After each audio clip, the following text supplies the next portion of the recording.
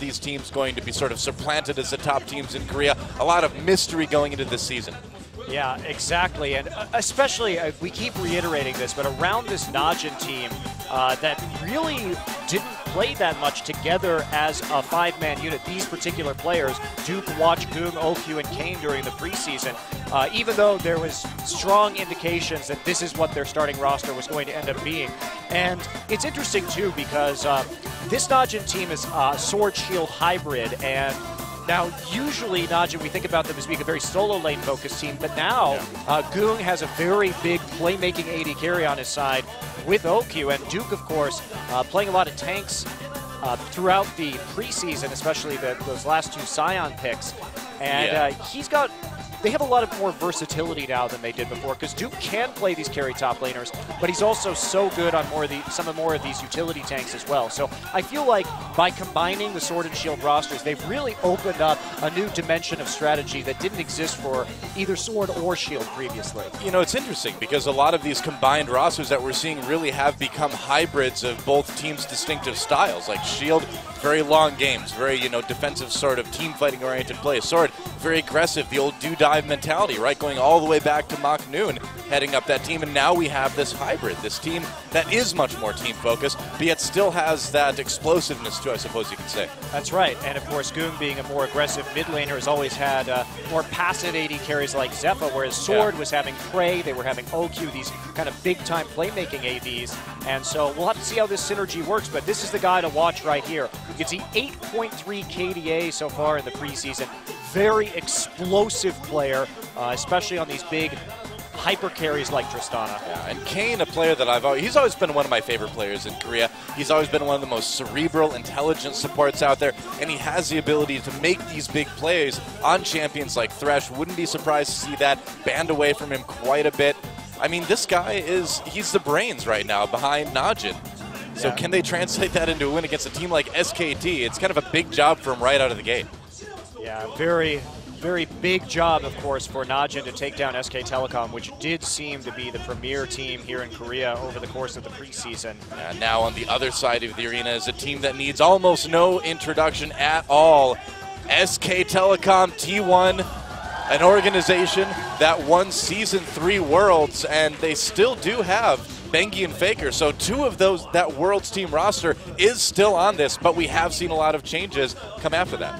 And of course, this is talking about the transition and carry potential on Najin. When we look at this SK Telecom roster, we see, of course, Faker, of course, being the main carry, but he was very reliant on Piglet as a secondary carry on the team. And now that role is kind of transferred into the top lane on Marin, whereas Bang and Wolf are good, and they're very consistent, but they are rather conservative, especially compared to Piglet's split-pushing Vayne style and his kind of big auto-attack champions. Bang, he's much more comfortable putting down some damage from the periphery and cleaning up fights. He's the janitor right now of SK Telecom. And Marin and Faker, they're the ones you're going to see initiating. They're the ones who are going to be very much targeted. They have more aggressive laning phases. Yeah, I really think this roster is pretty much perfect in terms of how these players are playing. I mean, you've got that bot lane, right, that's so stable, so safe, and then you've got Marin and Faker, the big playmakers. Bengi can concentrate on helping them out. It really is kind of a perfect combination of styles for these individual players. Well, it's really interesting, too, because Najin White Shield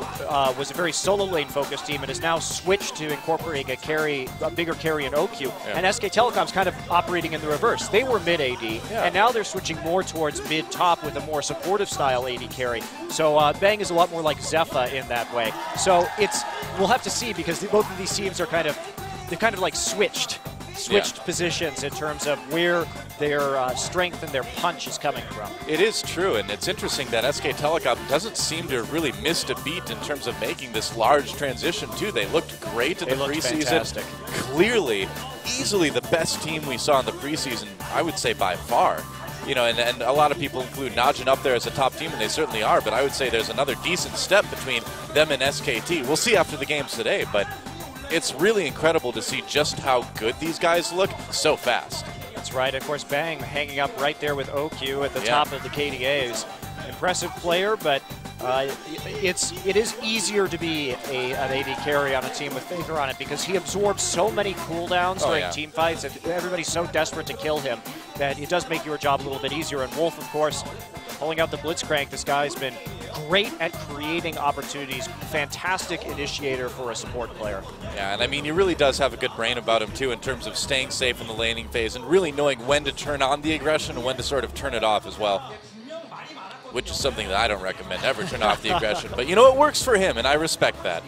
Now, Goong on your screen right now, a player that I would say, you know, maybe underperformed a little bit in the preseason. I think we're going to be looking for, I know Najin is going to be looking for a little bit more from him in these games, but it is time, guys. No more waiting. I think we're right about ready to get into picks and bans for game number 1, SKT versus Najin. Let's take a look at a few more points, though, before we do that. The win rate for Najin right now, 53.50. This is champions only, and it's including, this is Najin's shield, and also before the shield sword split. So this dates all the way back to the formation of Najin, and Track Shield is the main team, and this is going to be SK Telecom Team 1K's win rate right here, 65.8%, an astounding win rate to have in champions. It's an astounding win rate for any esport, man. I mean, if you're up in the 60s, you are one of the best. Absolutely. That's a really hard thing to do consistently. Numbers of Barons and Dragons fairly similar there, but you can see, of course, going more towards that SKT side. Yeah, and this is for the preseason only, by the way. So you can see a little bit later, first Dragon timing right there from SK Telecom. Key players. For mid, of course, Goong is going to be one of them for Najin mFire. I mean, this guy was just a monster back in the day on Ari, on Nidalee. Things have changed a lot. His pool was changed a lot, but still performing pretty well. And wow. 100%, of course. Naturally. Why wouldn't it be? And, of course, Faker as well has played some phenomenal Lysandra games in the preseason. And EasyHoon played very well as well, having some great use of Karthus, which was a bit of a surprise to see. But you can see the difference there. More long-range champions coming in for EasyHoon versus more engage-heavy champions, or even playing a secondary AD carry. So we just have some stats here based on champions. The first one is Zed versus Lysandra. Second one is Vladimir versus Orianna, actually. And then finally, Orianna versus Gragas down at the bottom, just checking out some of those individual champion versus champion stats. As far as Goong versus EasyHoon, we've got Kassadin versus I'm reading Korean, guys. Kassadin Zed versus Rise, and Rise versus Orianna, finally. That's right.